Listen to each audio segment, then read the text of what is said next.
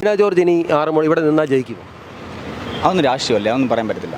അതിനെപ്പറ്റിയൊന്നും ആധികാരികമായിട്ടൊന്നും പറയത്തക്ക രീതി ആധികാരികമായിട്ട് രീതിയൊന്നും പറയാൻ പറ്റത്തില്ല. പിന്നെ രാഷ്ട്രീയമാണ്, അവരുടെ പ്രവർത്തനങ്ങൾ വിലയിരുത്താനുള്ള സമയമായിട്ടുണ്ട്. ആ പ്രവർത്തനങ്ങൾ വിലയിരുത്തുകയാണെങ്കിൽ കുറേ ആൾക്കാർ പോസിറ്റീവ് നെഗറ്റീവായിട്ടുള്ള ചർച്ചകളുണ്ടാകും. പിന്നെ അതിനകത്ത് മെയിനായിട്ട് ചെയ്യേണ്ടതെന്ന് പറഞ്ഞു കഴിഞ്ഞാൽ ഒരാൾ എന്തൊക്കെ ചെയ്തില്ല എന്നുള്ളതിനെക്കാട്ടി എന്തൊക്കെ ചെയ്തു എന്നുള്ളത് ആൾക്കാർക്കൂടെ, ഈ വീക്ഷിക്കുന്ന ആൾക്കാരോട് ഒന്ന് ശ്രമിക്കണം. അങ്ങനെയാണെന്നുണ്ടെങ്കിൽ വീണ ജോർജ് തന്നെ ജയിക്കും. ഇപ്പം നമ്മളോട് ചോദിച്ചാൽ ഞങ്ങളുടെ ഉദ്ദേശം ജയിക്കത്തില്ല. ഞാനും വീണ ജോർജ് വോട്ട് കൊടുത്താണ്. വോട്ട് കൊടുത്തതാണ് കഴിഞ്ഞ പ്രാവശ്യം വീണ ജോർജിനായിരുന്നു. പിന്നെ ഞാൻ ഇവിടെ വന്ന് ഞങ്ങൾ സ്വീകരിച്ചൊക്കെ വിട്ടാളാണ്. ജയിക്കും. അതെന്താ അങ്ങനെ പറയാൻ കാരണം? ജയിക്കുമെന്ന് പറഞ്ഞാൽ അതുപോലെ വികസനം ചെയ്തിട്ടുണ്ട് ഇവിടെ, അതുകൊണ്ട് ജയിക്കുമെന്ന് ഞങ്ങൾക്കറിയാം. ഇവിടെ ജയിക്കും, ഉറപ്പാണ്. വീണ ജോർജിനെ ഭയങ്കര ഇഷ്ടമാണ്. ഇഷ്ടമാണ്. ടിക്കറ്റ് കൊടുത്തിട്ടുണ്ടല്ലോ.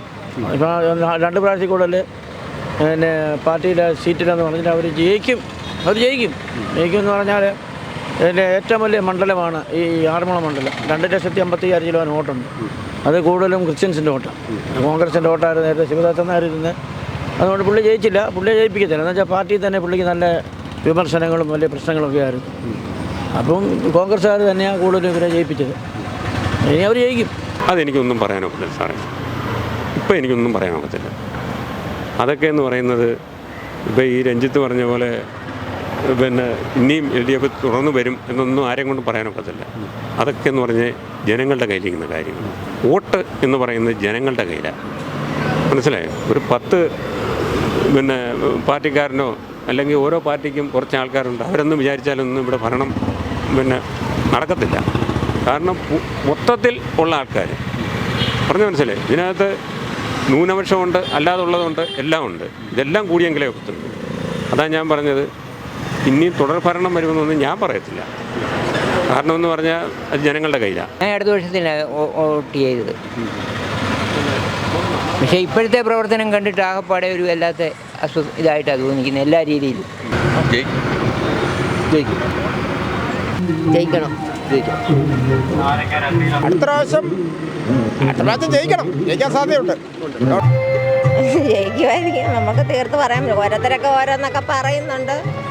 എന്നാലും അവർ വരട്ടെ. അവരൊരു പെണ്ണെ നമ്മുടെ നാട്ടുകാരല്ലേ, ഞങ്ങളുടെ വീടിനക്കരക്കറിയാം, മൈലപ്രായില്ലേ ജനിച്ച് വളർന്നതൊക്കെ.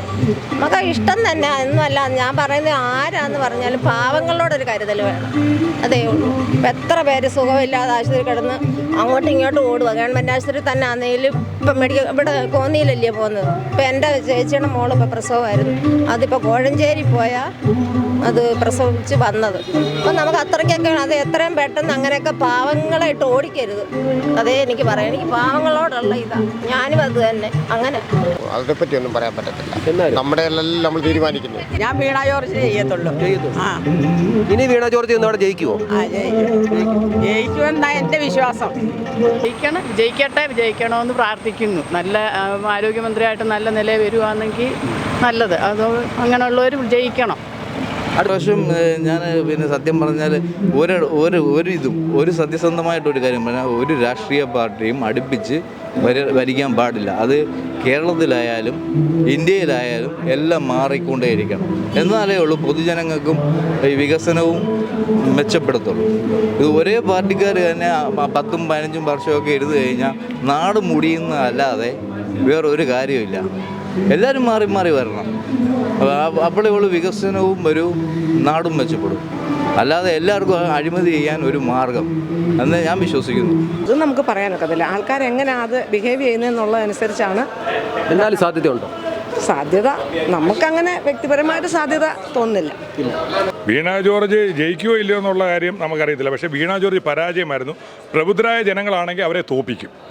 കാഴ്ചപ്പാട് അവരുടെ പ്രവർത്തനങ്ങൾ വെച്ച് അവരിലെ ഒരു വിശ്വാസം ജനങ്ങൾക്കുണ്ട്. തീർച്ചയായിട്ടും അത് ഒരു പക്ഷേ സാധിച്ചെന്നിരിക്കാം. നമുക്കതിനെപ്പറ്റി ഒരുപാടൊന്നും പറയാൻ പറ്റത്തില്ല. അടുത്ത ജയിക്കാൻ പാടാണ്. 100% ഉറപ്പായിട്ട് ജയിക്കും.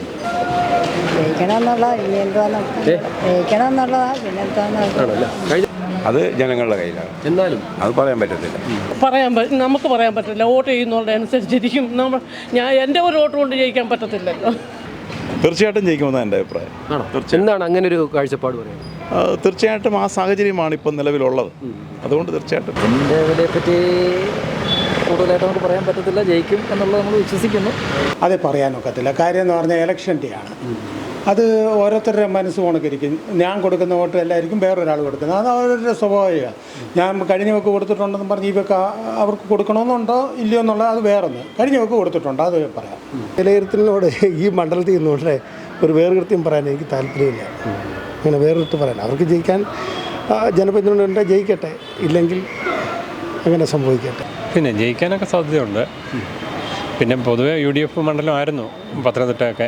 അപ്പോൾ അതിൻ്റെ ഒരു എഫക്റ്റും ഉണ്ടാകാൻ സാധ്യതയുണ്ട്.